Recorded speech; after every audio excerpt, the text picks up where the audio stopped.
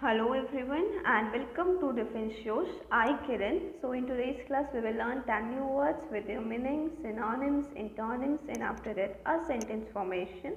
It is useful for all defense examination and competitive examination.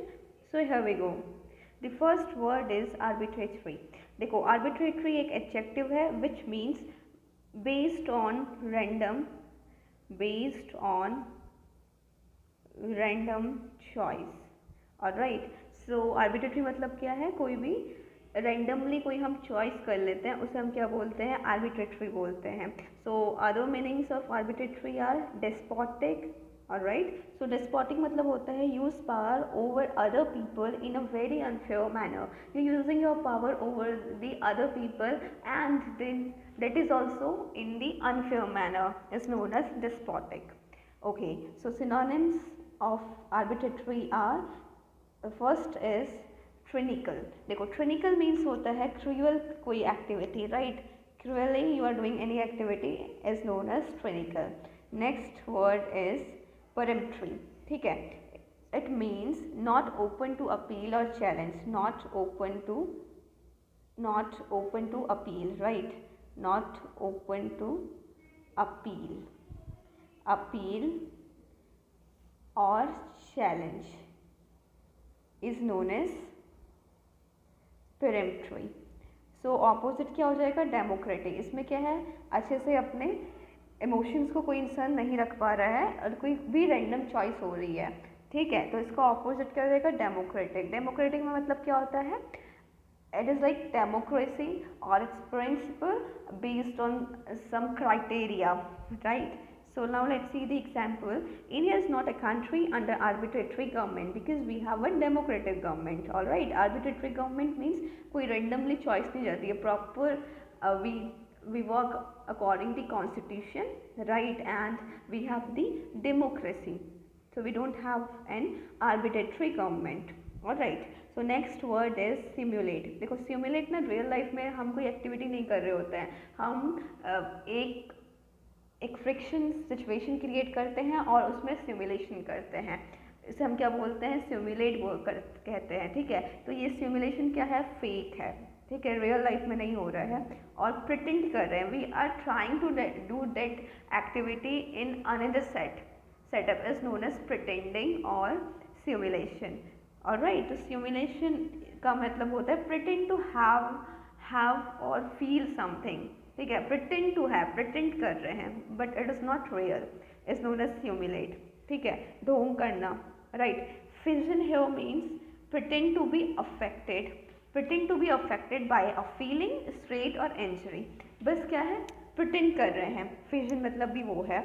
Antonyms are genuine and real, which is not fake. All right, now let's see the example. It was impossible to force a smile to stimulate pleasure. All right, so next word is, it is epitomize. ठीक है, epitome बोलते हैं ना, it is epitome, तो वैसे क्या है, एपिटोमाइज है. एपिटोमाइज मतलब होता है बी अ परफेक्ट एग्जाम्पल हो, किसी का ना परफेक्ट एग्जाम्पल होना is known as epitomize. Epitomize is a verb which means summarize करना. Synonyms are abstract and precise. Alright, so precise क्या होता है, precise mean कोई चीज़ हम छोटी चीज़ में conclude form में रख देते हैं, उसे हम क्या बोलते हैं, precise बोलते हैं. ठीक है, तो abstract मतलब होता है existing in thought or as an idea but not having a physical or concrete existence is known as abstract. कोई चीज़ परफेक्ट रियल लाइफ में आइडियल नहीं होती है, तो एब्स्ट्रैक्ट मीनिंग भी यही है. ऑलराइट, एंड प्रिसाइज मतलब क्या है, कोई चीज़ हम बहुत शॉर्ट डाउन कर दे रहे हैं और बहुत सटीक मैनर से बोल रहे हैं, इन अ प्रिसाइज मैनर. ठीक है, बहुत शॉर्ट फॉर्म में बोल रहे हैं. एंटोनिम्स आर एलोबरेट करना, डिस्कस करना, are the opposite of epitomize. Alright, now let's see the example. For the benefit of our readers, we will epitomize the pamphlet. Right, for the benefit, ठीक है, for the benefit of the readers, we will epitomize, we will summarize the pamphlet. Alright, now next word is concede. देखो concede मतलब होता है admit और agree. ठीक है, किसी चीज़ को admit करना या agree होना that something is true, कि वो चीज़ ट्रू है, सत्य है, आफ्टर फर्स्ट डिनाइंग, पहले इसको डिनाई किया गया है, लेकिन उसके बाद हम उसे एडमिट कर रहे हैं और एग्री कर रहे हैं कि इट इज़ राइट। और right is known as concede. Concede क्या है? एक वर्ब है विच मीन्स एडमिट, कुछ चीज़ एग्री करना। सिनोनिम्स आर एक्नॉलेज करना उस चीज़ को, राइट, एंड एक्सेप्ट करना। I think it's simple. Antonym are deny करना, denial, right.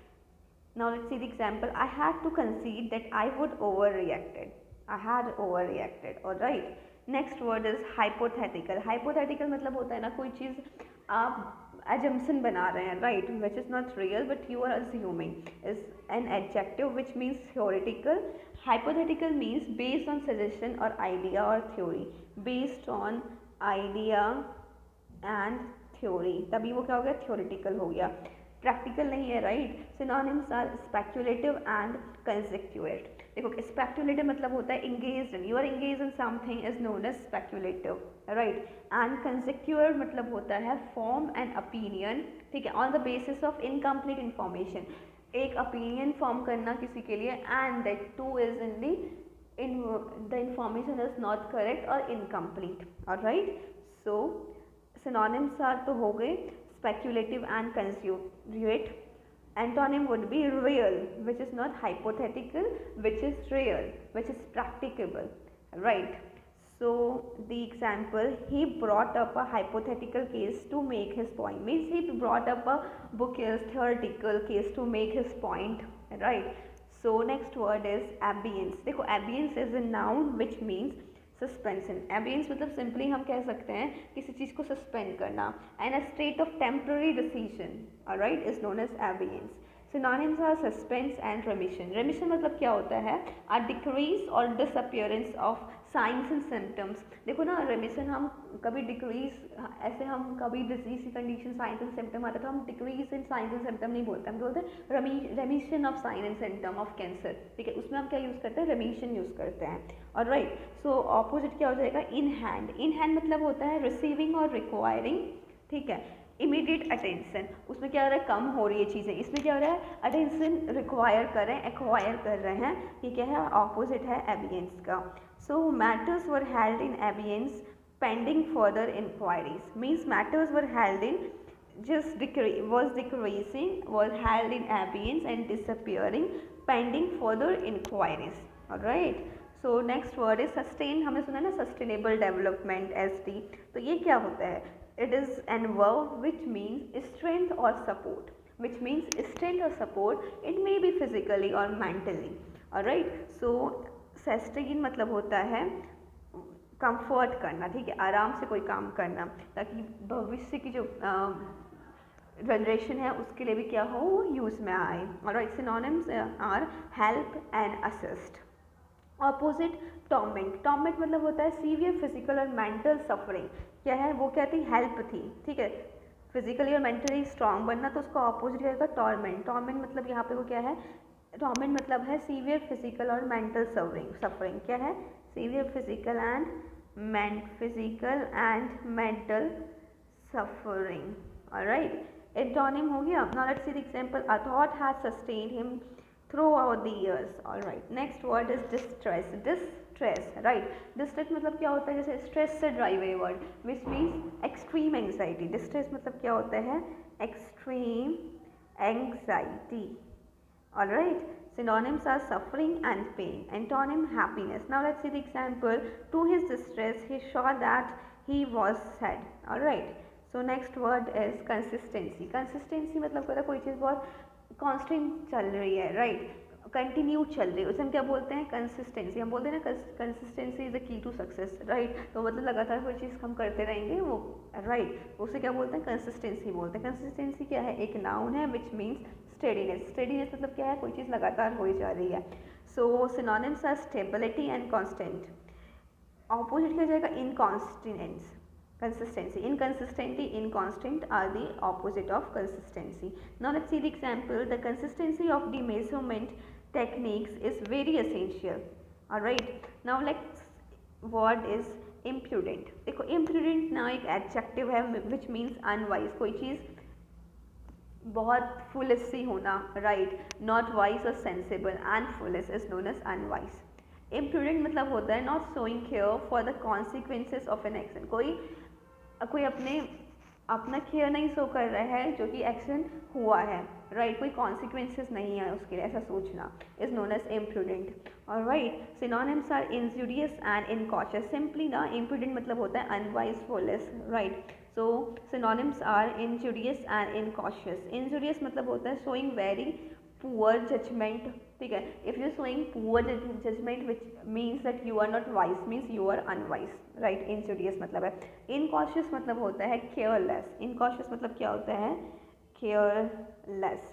Alright, so opposite would be imprudent का ऑपोजिट क्या हो जाएगा? प्रूडेंट। प्रूडेंट मतलब होता है एक्टिंग विद और showing care and thought to the future, means future के बारे में सोचना, कुछ वाइज नेचर होना, ऑलराइट, एंड क्लेवर नेचर होना, इंटेलिजेंस होना, which is known as prudent. Alright, so example, it would be imprudent to leave her behind, means it would be not wise to leave her behind.